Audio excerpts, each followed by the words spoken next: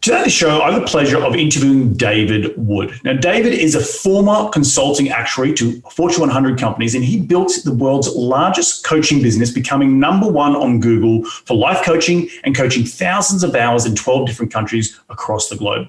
As well as helping others, David is no stranger to overcoming challenges himself, and he's actually survived a full collapse of his paraglider whilst mid-air, and he ultimately fractured his spine. He also witnessed, which is really unfortunate, the death of his sister at a young age of just 7 years old. And he's also struggled with his own anxiety and depression, like we all struggle with in building businesses today.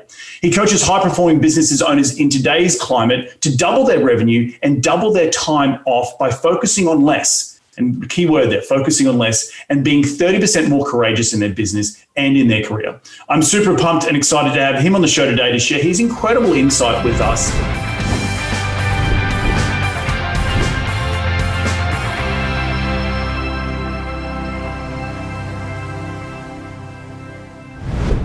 G'day, David. Welcome to the show. How you doing today, mate? I'm great, mate. I like that. Let's get him out here. That sounds awesome. And I'm really happy to be talking to a fellow Aussie. I know. I didn't even realize. But mate, I start every single conversation this way. Rewind the clock and tell me how you made your first ever dollar as a kid. Whoa, nice. I lived in the Hunter Valley, which is a winery district in Australia. And my parents got me a job for the summer bottling at Tyrrell's Winery. So I go out there 7 a.m. and I normally wasn't up until 10 a.m.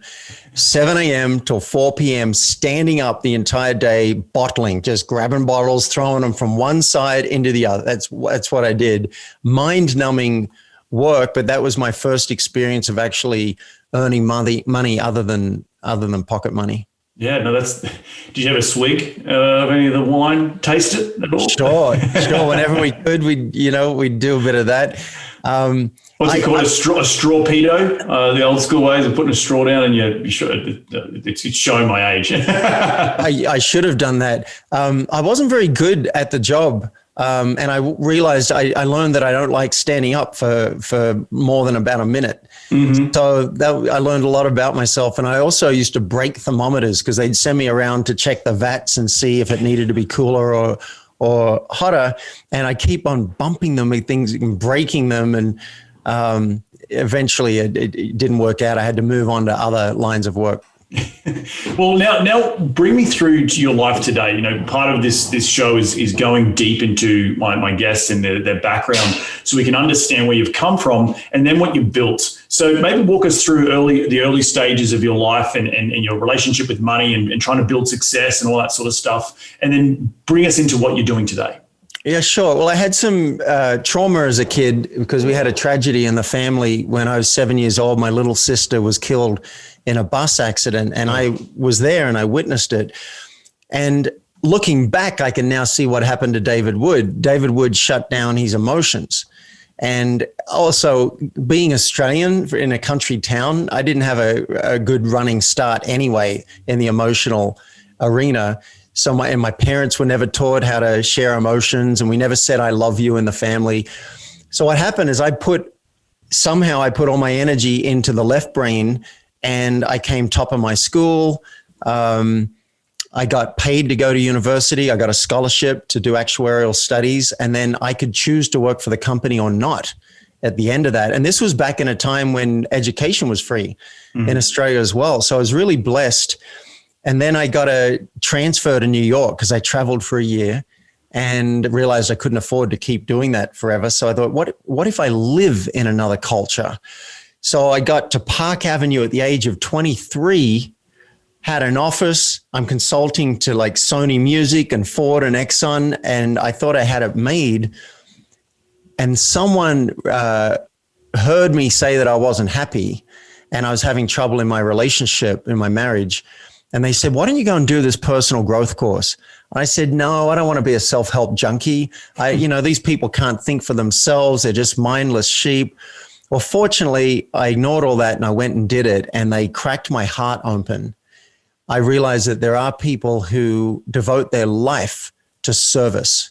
I didn't know that that was a thing.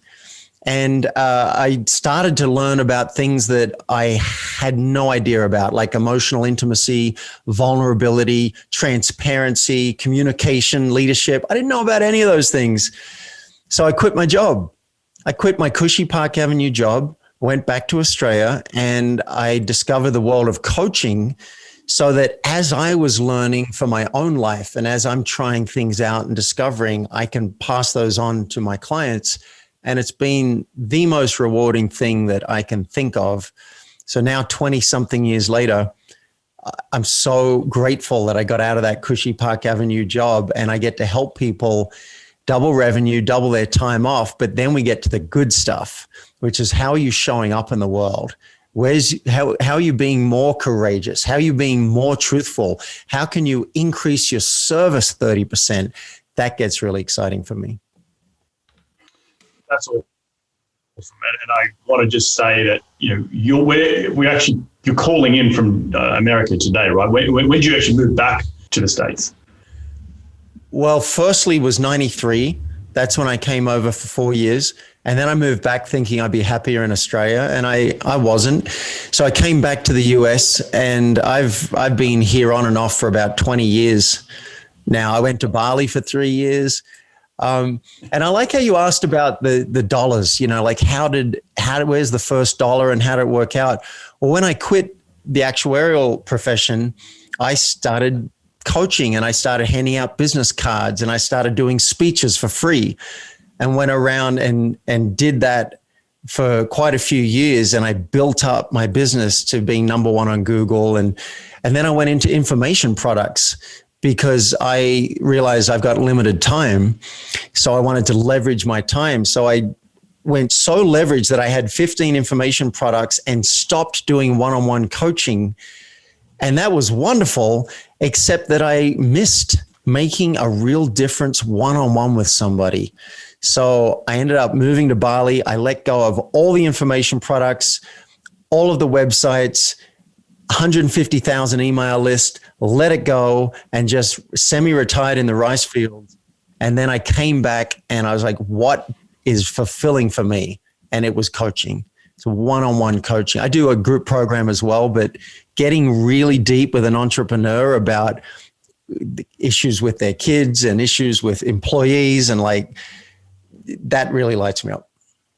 So much to unpack here, because I will be vulnerable back to you and say that one, condolences about your sister. My younger sister passed away at the age of 6 when I was 12 years old as well. Oh.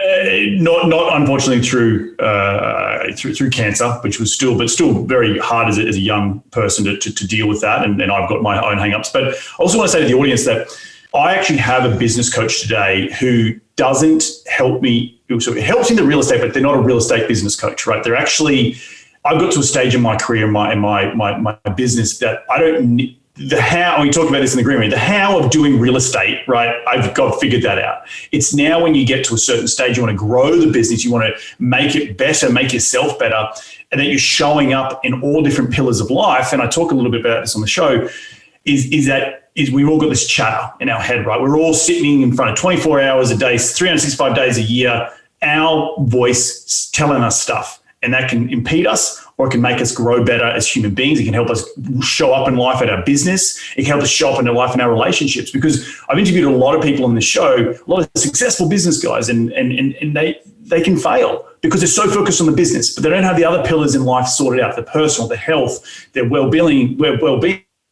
And when you don't have that balance, I find that personally in myself and going through loss in my life, that what the hell are we here for? What are we on this planet to build $1 billion company, build financial freedom, build, all the stuff, the cash flowing stuff, success, but ultimately we're hollow inside. And I think that over the last 12 to 18 months, through my business coach, it sounds exactly what you do, is help people crack into that inner vulnerability. And I want to dive into that. And I just wanted to set the audience up with that prelogue, because I'm going through this personally, and it's related to any business, building a real estate empire, building a widget, building Google, whatever it is. All the successful people in the world have coaches like yourself, David. And I just wanted to say that and stand on my table for 30 seconds, because just wanted to show you how important it is to have the right coaches in your corner, and they may not necessarily be in the business of what you actually do, because thank you. Ultimately, you will. Sorry, go ahead. Yeah, I agree. When you want some help, it's good to work out what kind of help you want. If you want technical knowledge help, then get someone who's really good at real estate and get some consulting hours with them, or get a mentor who's done amazingly in real estate and they could show you some ropes. But the other source is, like say Bill Gates wants to get better at bridge, he gets a bridge coach. I want to get better at dating, I get a dating coach. But the other kind of help, as you say, is I want to see my blind spots. I want to work on myself. I want someone, my field is business and life. And so I'm a generalist. And so you might want to get someone who understands the personal issues and can go deep with you on anything, whether it's something life-threatening or you're facing like some major drama, and who understands business. So they understand the lay of the land, entrepreneurship, and like that. You get to choose, but you don't have to get someone who knows all the technical ins and outs and stuff. Most of my clients, when they get to technical stuff like Facebook ads, I might have some ideas like that ad sucks. Why don't you try this and whatever? But I'm not going to go into here's what you really need to do to drill down to increase Facebook profits. No, you get someone else for that. Right. But in that coaching conversation, they'll work out, I need someone for that. All right, that's what I'm going to do. Or no, I just need some really good headlines. And so we'll brainstorm that. But to that point, I want to dive a little bit further into that, because when you are building something from scratch, you need the technical help. But that, go back to the 80-20 rule. 80% is mental, 20% is actual the doing, the how to, the widgets. You talk about Facebook ads. Well, I don't know anything about Facebook ads, right? I'm going to go hire a consultant, or I'm going to go hire someone who can be on my team. I can pay a full-time salary, and you just deal with Facebook ads. But as the CEO, and I talk about a lot on the show as well, I break my time into black, blue, red, and green. And black being the CEO time, right? I need to be in that 70% of my time. Where am I steering the ship to? And that's where a coach like yourself, Dave, that's where my current business coach helps me support to what you just love you, what you just said, seeing where my blind spots are. Because when the way you show up in your business and the issues that I personally have faced in my business have been the same issues that I faced personally on a relationship basis with my dad or my wife or whatever, or relationship with myself. And that all translates to business and how successful or not successful you are. So I want to just give you kudos to that, but I want to also dive a little bit deeper in that. You got any comments on that? It just made me think of a client that just signed up with me, and very smart guy, very successful business. And he's bringing in about 100,000 a month in recurring revenue. And I asked him, if you were fearless this week, what would that look like? And he sat for about a minute, right? Like sitting back, waiting to see what comes up. And he said, well, there is someone I'd like to promote my product to their list, but I don't want to put them on the spot. I said, all right, do you want to go deeper into that? I want to work with something else. He said, no, let's look at that. And we looked at it, and I said, well, how could you invite him to promote your product in a fun way that also gives him an out? It does not have him going to feel awkward. And we came up with language like, what's your criteria for cross promotions, and what would make this fun for you, if anything? And he's like, oh, okay, I can do that. I just hadn't thought of it. I didn't want to put him on the spot. I'm like, yeah, give him an out. So I said, do you want to do that? Because you don't have to, you don't have to do anything. I said, do you want to do that? And he said, yeah, all right, fuck it, I'll do it. And so that's all it took. It must have been like 5 minutes maximum. If that comes through, I don't know how much revenue that's going to bring in, but that was from 5 minutes. Right. So it's that recalibration of how you approach it, because it's all about human needs, right? Yeah. But let's dive into doing more with less. What do you mean? When someone comes to you, Dave, and says, I want to do more with less, what does that mean? They don't normally come to me like that. They come to me like, I just want more money, and I'd like more time off, and I got a couple of other things I want to work on. And what I've found is that the world is getting more and more complex, even before the computer, the personal computer and cell phones and whatever. It was still getting more and more complex. And now in the information age, so many opportunities, so many possibilities. If I want to market on social media now. I got like 20 different platforms to consider. So it gets more and more complex, and that's great for entertainment purposes. If you want to feel busy instead of productive, you can do that. You got unlimited emails, you got text messages, voicemails, a lot of people wanting your attention. That's even before we get to advertising. So it's more and more scattered. And the problem is it leads to adrenaline. It gives us dopamine. And so we get hooked on being busy.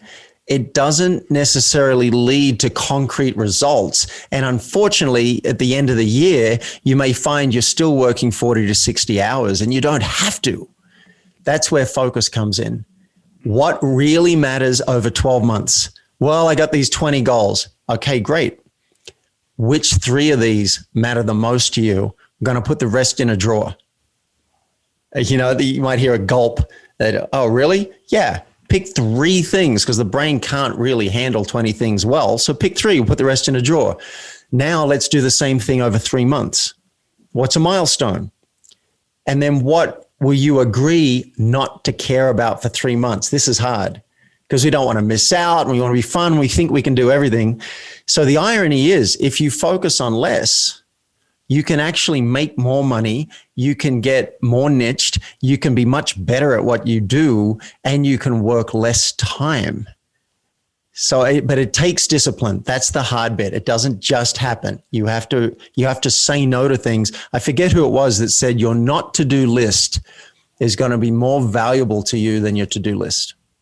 Yeah, I love that. Your not to-do list. I resonate so well with this, right? Like I've got a company, I do a podcast, I write my own books and trying to build my own brand. And I too, we all suffer with that.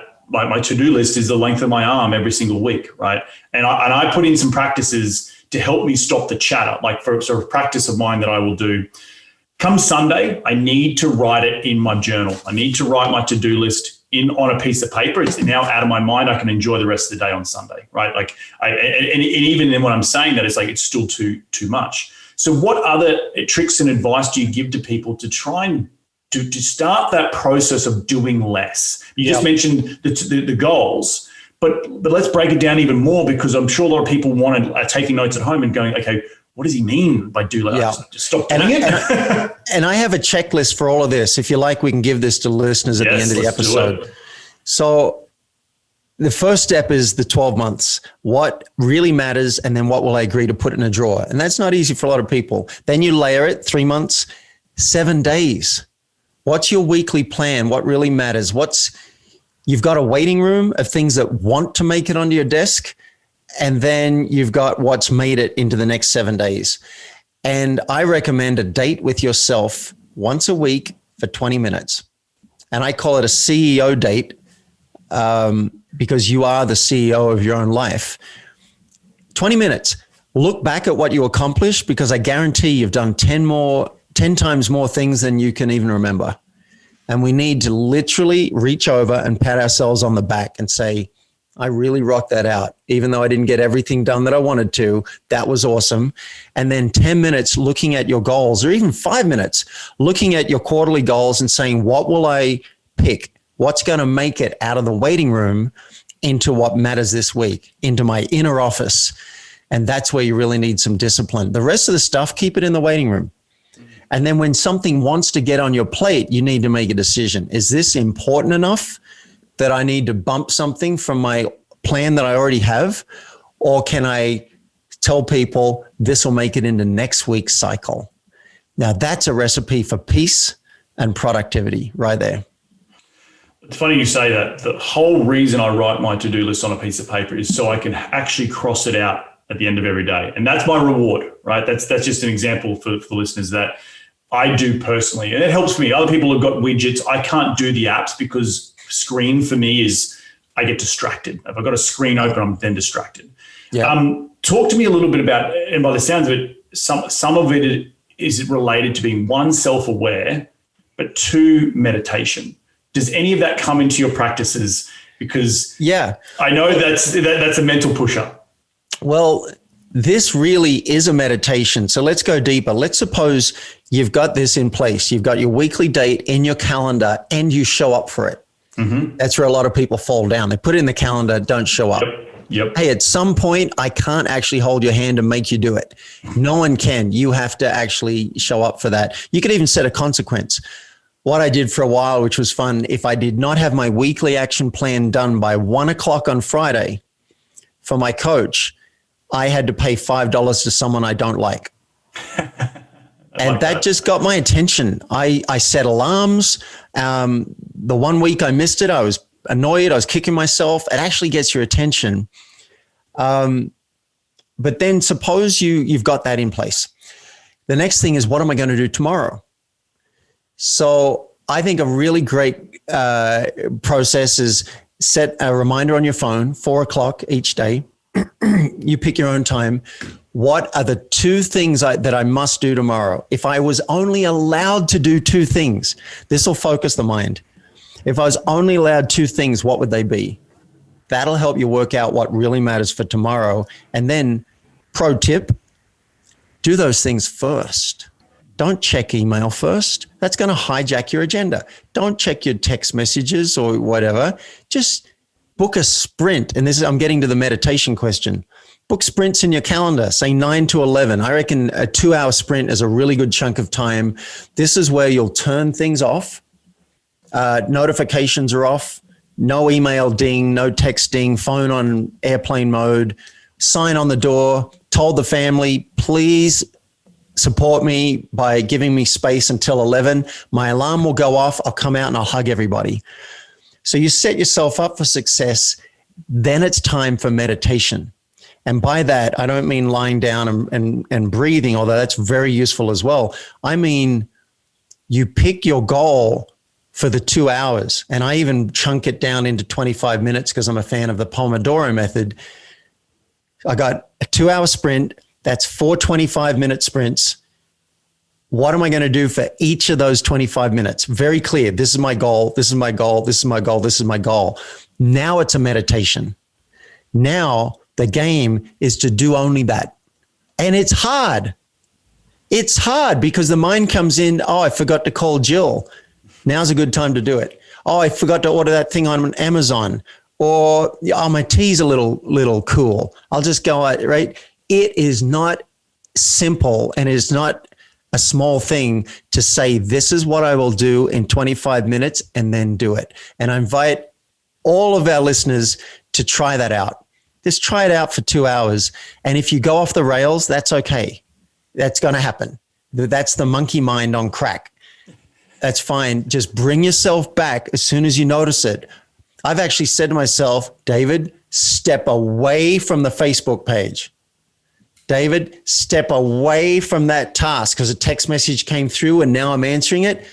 I've actually gone and pushed the phone away, turned it back on air because it should have been on airplane mode, right? And can I just get through these 2 hours and do what I said? That's a meditation. And that's not easy. And a lot of people can't do it. Yes, I'll just say yes, because the thing that you talk about time blocking, and I speak a little bit about time blocking on this show as well, but the importance of doing it, and even in myself, I found myself this morning, I was like, I need to get up and I need to do X, Y, Z. And as soon as you open the email, as soon as you turn your phone on, now I've got it on till play mode till 7:30 a.m. I've got to do my meditation in the morning, I've got to walk the dog, and I can't see anything for the first hour. But I still fall into those cracks and those I stumble. I can't just get into my flow, and I blame it on other things, right? And that's where we as entrepreneurs need to be. That's where a mental rep comes in to say, okay, I've acknowledged that I needed to call Jill, or I've acknowledged that I needed to look at the Facebook page. But I'm also putting up a barrier and saying no and putting it down. And that becomes harder and harder. It becomes easier and easier the more you're more self-aware of it. And that's what takes practice, right? Yeah, these are habits that we can create. One of my clients said something that I thought was so smart. It's worth repeating over and over. He said, I want to incrementally build the routines of a winner. I was like, wow, he's not going to try and do it overnight, but he's going to I'll put in the CEO date and then we'll book in the sprints. And then I'll work on switching all the all the things off that are going to distract me. And then I'll work on the meditation of the task at hand. And I'll create a morning ritual with a green smoothie. And like, we didn't do it all overnight, but he said, incrementally, I want to build the routines of a winner. And I thought that was a very smart thing for all of us to do. You may not like any of my routines or my things or whatever, but create your own. And after you've done it for 30 days, or even 14 days, it becomes a habit. You don't need any more willpower. No. That's it. It's now yours. And we are creatures of habit. We've got a lot of bad habits. The good news is we can hack those. And I think that's really fun, hacking our own conditioning to create better and better habits so we can have a better life. So when, for those entrepreneurs just starting out, right, we all start out as solo entrepreneurs and we all have to do all the things, right? Because we can't afford to hire the help, the VAs or the secretaries or whatever to take things off our plate. For those people who are listening who are in that stage right now, they're trying to build a business and still work full time or have a side hustle. What advice do you have for them to help build this mental clarity and this mental peace to know that they are on the right track? Because so many entrepreneurs fail because they give up because it's hard. One, it's hard, and two, it takes a long bloody time. And three, it can sometimes be dark and lonely and you get in your own head about it. So what advice do you have for those entrepreneurs just starting out? Yeah, well, in my Samurai program, which is a group program I run for people who are up and running, they're making at least 5,000, but they're not, and they want some support, but they can't afford the private coaching. I identified 3 big buckets. The first bucket is the productivity, and we've talked a lot about that already. That's your plotting your course, that's booking the sprints, that's your mindset, that's all of that.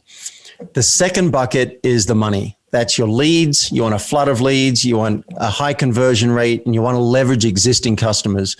The third bucket is what you're talking about. That's the leverage. Now, it's true when you're starting out, you really should be doing everything at least once. For example, one repeatable task in my business is reaching out to podcast hosts and seeing if they want to have me on their show. So I had to do that. I had to create the templates and work it out and what works, what doesn't work, and what research and all of that.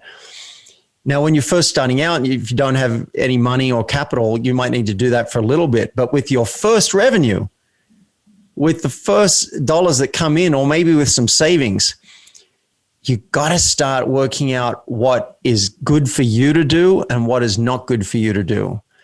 So my business, if I was doing this audit, I'd write down everything that I do in the business and then circle the things that you want to keep for the rest of your life. So for me, it could be coaching for a select few clients. I'll do one-on-one coaching and maybe some appearances in the group program. That's ultimately, I'm not there at the moment. Then you want to work out, what can I get rid of now? So maybe you don't have much money, but you could probably afford someone, maybe a college kid or a high school kid for minimum wage to take some things off your plate. Now, if you can't even make minimum wage in your own business, then you've got a bigger problem.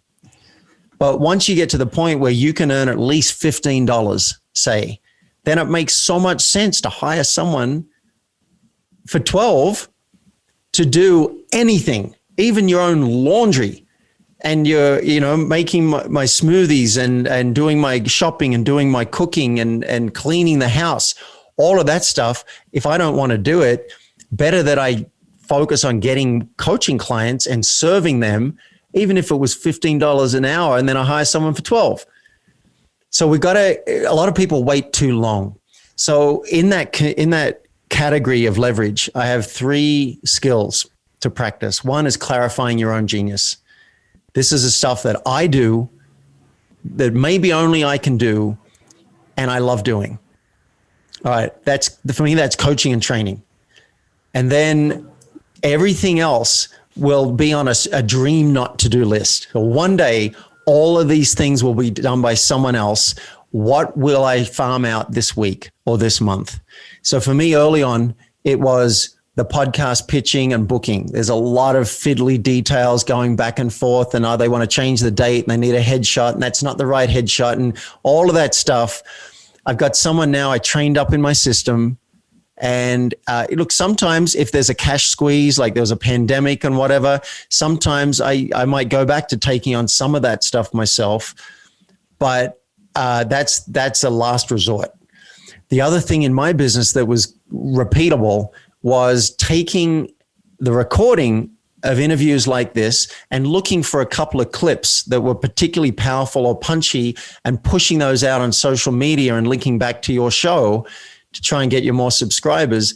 That stuff I did originally, and I worked out my own system for it. And then you create a training document and hire. So the second skill in this last bucket is harnessing great talent at a good price. And that's a whole skill in and of itself. You want to get really good at an automated system that you only get on the Zoom call with the final 3 people who've already done 2 hours of testing, have really impressed you, and then maybe you'll choose 2 of them and have them compete for a couple of weeks. Like all of that stuff can be learned. And then the last piece of this bucket is motivating that team so that they are creating their own goals and running them past you, creating their own deadlines. They're highly motivated and they come to you and renegotiate if something's not going to be done in time. You don't find out about it. You don't go chasing them. Where is it? They come to you. That's a really exciting skill. And that's the last one in this bucket. I love exactly what you just said there. And just, again, it goes back to being self-aware and planning or looking at tasks in your business that you don't like. And then understanding how you can systemize those or pay someone, as you said, a minimum wage, 12, 15 bucks an hour, even as simple as laundry. I know even myself, my wife and I, we have Mondays and Wednesdays I'm supposed to cook, but I'm getting to the point, I'm just going to hire someone to cook. I can't do it. One thing I don't like doing is cleaning the house. Hire a cleaner. So these little things in your business can help. But then also when it comes to the actual, and that frees you up mentally. But when it comes to the systems in your business, you have to learn how to create them. And some tools that I use that I think are really effective, I don't know if you heard of Loom, Loom, and this records the screen and it can tell my virtual assistants exactly what I need them to do. And if I don't do it correctly, right? I remember when I first hired my first VA, he failed at something.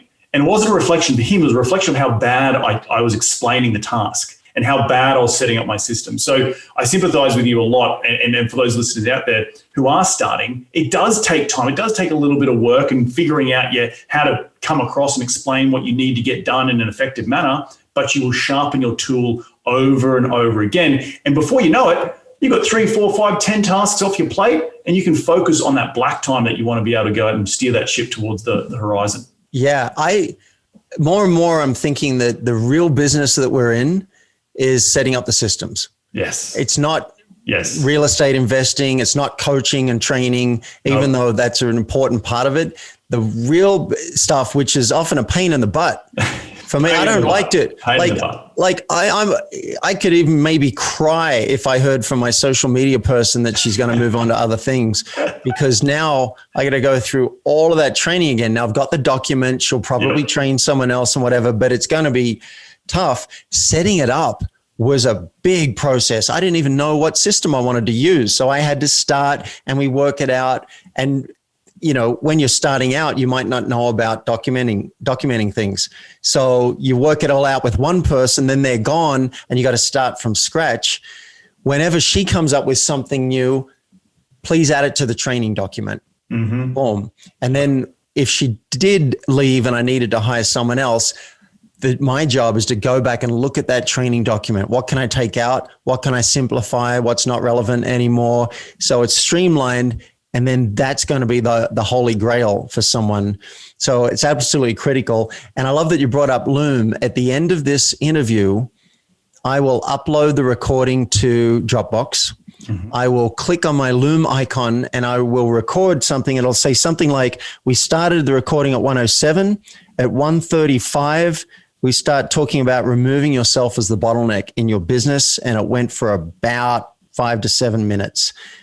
And so she'll know where to look, and then she'll pull that out and run it through the factory, create an Instagram video, create an image quote, create all sorts of those things. It's a system, and it takes me less than 5 minutes at the end of this this interview to set her up. And then later on, maybe a month from now, I'll have to look at it and just eyeball, yep, that video looks good. That article looks good. Just make sure she's on track, because anything worth doing is worth inspecting. Yes.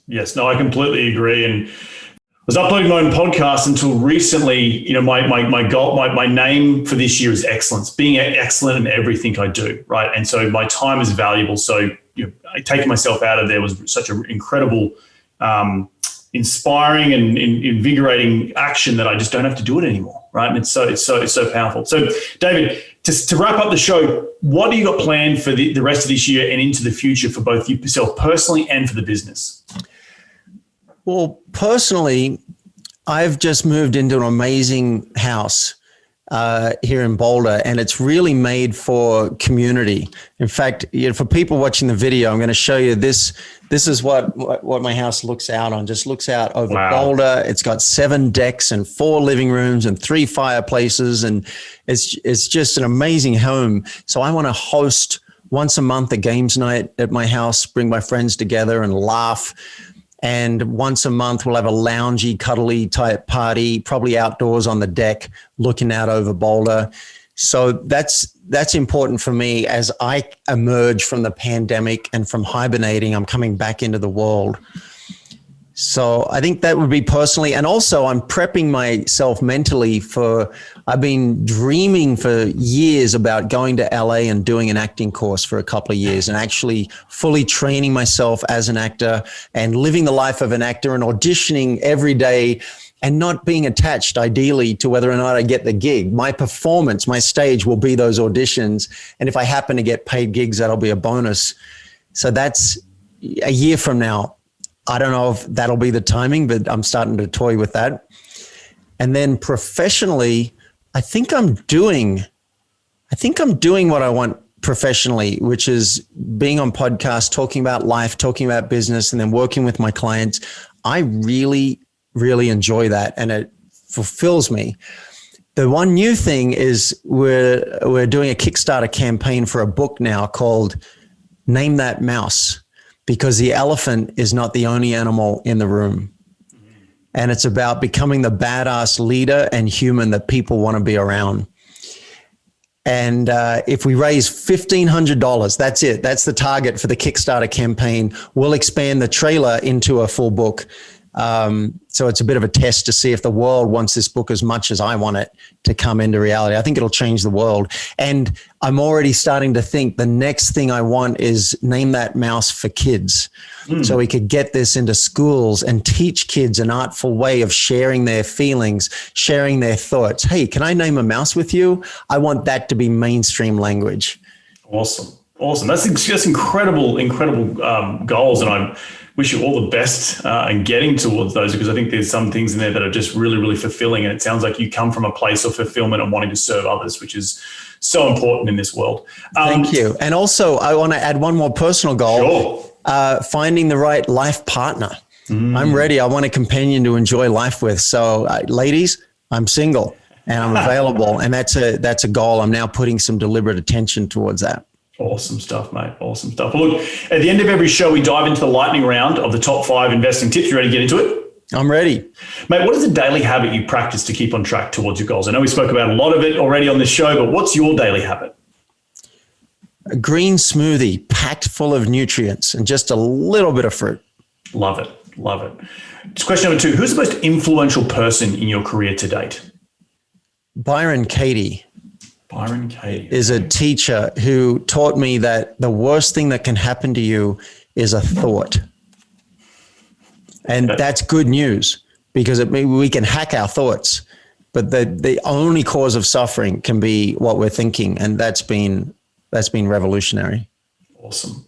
Question number 3 is, what is the most influential tool in your business? When I talk about a tool, it could be a physical tool like a phone or a journal, or it could be a piece of software that you can't run your business without. So what is it? I think I'd be lost without Zoom, and then the backups there, the green screen and some lights. I'm also a massive fan of Trello, not for my own tasks. I like Post-it notes up on the wall for that. But for anything that involves someone else, my goodness, I got a Trello for my roommate. Got a Trello board, anything house stuff. Instead of annoying him with constant text, I add it to Trello. And when we do have a discussion, hey, can we go over some of the Trello stuff, and all the information's in one spot. So I like that. Love it. Love it. And in one sentence, question number 4, what has been the biggest failure in your career to date? What did you learn from that failure? I got burned out. I got burned out about 7-8 years ago. I really built something up. I did a book launch. I put 150 grand into the book launch, and I was expecting really big things. And the book launch didn't go the way I wanted to go. And I was so done. And I think the failure was not, I'd been serving coaches for so many years, and I was known as the coach's coach. People came to me, and I'd said everything there was to say, and I was just sticking around because of the money and because I didn't know really what else to do. And I felt nervous about pivoting. So it took me burning out and having to go to the rice fields of Bali to let everything go and reinvent myself. And I think that was a failure, not getting out of there soon enough. Very interesting. Very interesting. Last question is, where can people reach you, continue the conversation? They want to be in your sphere. Where do they go? I like that. You talked about let's get him out here and in your sphere. I created a gift basket of goodies for listeners. So I'll give you a link that takes you to a hidden page on my site where you can get these goodies. One of them is the checklist that we talked about. We covered about 3 things on that list. There are 15 or 10 to 15, I think. It's a simple download. There's a 6-minute video on how to really apply that today in your business and your life. There's also the Name That Mouse book. If you want to be part of that Kickstarter campaign, you can help make this book a reality. And if you want to get on the phone for 15 minutes with me and see what we might do together for your business and your life, there'll be a way to do that as well. And those are all at myfocusgift.com. I created the most memorable URL I could think of since we're talking about focus. Myfocusgift.com will take you straight to that hidden page on my site, and you can get into my sphere. Awesome. Awesome, mate. Well, look, I want to thank you so much for jumping on the show today. Really enjoyed the conversation in and around, not only just from a personal point of view, because of, this is how I am in my business right now, showing up in terms of making sure those other pillars, not just the business, but the personal, the mental. We're talking a little bit about the meditation and making sure that you just not have all that constant chatter in your mind and the too much to-do list. And I think some of the big things I took away from today is learning to be the most extraordinary self, right? And that is to be doing less. Now, that everyone wants to do less, but the big thing that I got from you is the practicing of it and actually doing it. You mentioned before, you can lead a horse to water, but you can't make it drink. And so many of us get caught up every single day, emails, social media, whatever it might be, that drain us of our creativity to go and be better and show up in our business to help the business succeed more. And by doing less, I think is such an incredible goal. I'm going to take it myself. I'm going to put it up on my vision board. Do less, right? Be more. Do the 3 things. Don't do the 20 things. And I think that is just do what matters. What matters. That might be your mantra. I'm getting do what matters. Do what matters. Love it, mate. Look, did I leave anything out? You know what? You got me inspired about a related topic. Maybe we'll talk about it another time. But I just realized I want to double click on that. It's discipline. Yes. Now, I come from a background of martial arts. When I was a kid, I was, getting beaten up twice a week. I had to learn focus there. I learned focus when I was a paragliding pilot and jumping off mountains in Nepal and flying at 10,000 feet. Like, you learn discipline if you do cold showers. You start to learn a certain discipline. If you're a parent, you probably had to learn how to, so whatever it is for you that allows you to say no. And say, you know what, I know I'm pulled in this. I know I may be addicted to some of these things. That's fine. And yet this is what I choose to do. This is how I'm going to bring discipline into my life. I can't give you a magic pill that just has you go, oh, this is so easy. No, it's hard to say no. But if you do, I think 30 days from now, and definitely 10 years from now, I think you'd be so happy that you did. Yeah, love it, mate. Look, again, thank you so much for jumping on the show. Enjoy the rest of your week, and we'll catch up very, very soon. Thanks, mate. Good to meet you. Well, there you have another cracking episode, jam-packed with some incredible advice from David. And if you do want to check out his gift of goodies, head over to myfocusgift.com and you'll be able to check out all the things that he has to offer over there. I want to thank you all for taking some time out of your day to tune in to continue to grow your financial IQ and be curious about where you're growing in your business, because I hope this episode really inspires you to be more curious about doing less. If you do like this show, please give it a 5-star review on iTunes, and we're going to do it all again next week. So remember, be bold, be brave, and go give life a crack.